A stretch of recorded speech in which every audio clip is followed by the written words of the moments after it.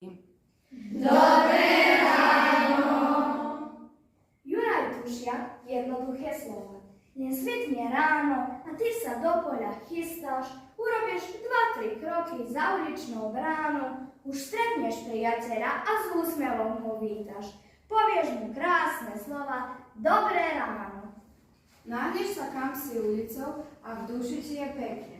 Keď stretneš poštára či známeho len, znovu sa usmeješ a krásne slova riekneš, dobrý deň.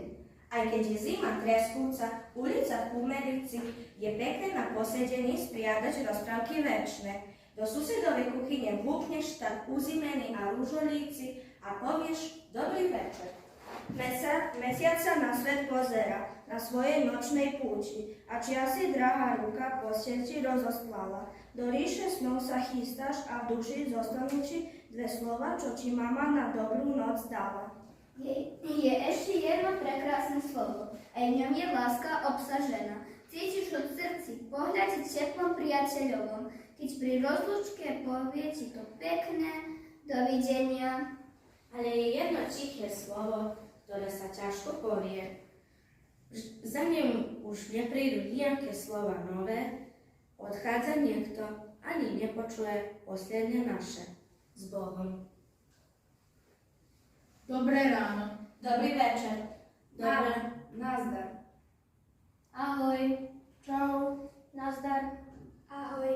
Dobrú noc. Dobrý deň. S Bohom. Dobrý deň. S Bohom. Dobrý deň. Vítaj. Dobrý deň. Dobré ráno. Dobrú noc. Ahoj. Dobrý deň. Dobré ráno. Dovidenia.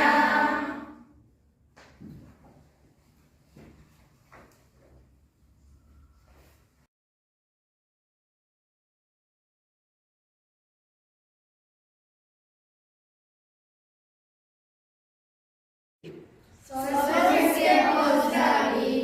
Ahoj. Dobrý deň. Čau. Dobrý deň. Dobrý večer. S Bohom. Dobré ráno.